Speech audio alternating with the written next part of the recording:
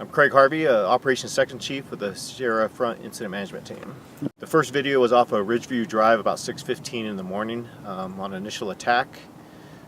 We had heavy winds, 60 to 80 mile an hour gusts, and it was blowing along the south side of Ridgeview and jumped the road into the fences behind all the houses, and it did ignite. A couple of the houses were damaged in that area. The second video is off the top of Windy Way, where we did have one lost structure and another damaged structure, and that one jumped the road at Lakeside below it and ran up the hill into the ornamentals on the junipers around the house, and that ignited and lit the roof on fire. What would you say, I guess, how did embers contribute to the loss of homes in this fire? The embers will find their way, especially if this amount of wind, the embers will find their way through any little attic vent, up in the eaves, any hole under garages will find its way in there, especially if the wind pushing it around, it'll get in there and usually ignite the structure.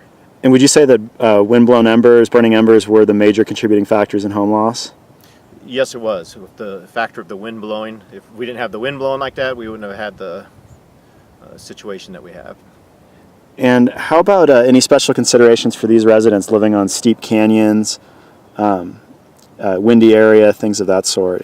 Well, they do need to have the proper defensible space, as well as the proper vegetation planted around their house to impede the fire's spread, as well as enclosing with screens any vents or attics or under the eaves.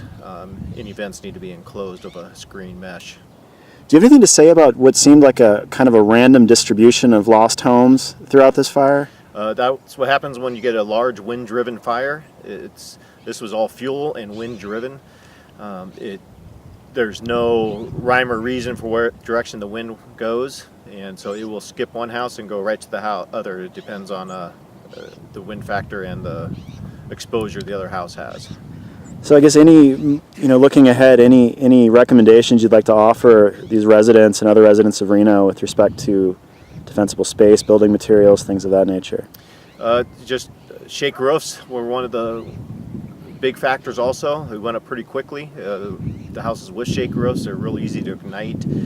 We did see some tile roofs ignite also, but those were most likely due to holes in their eave system or ornamental vegetation too close to the structure.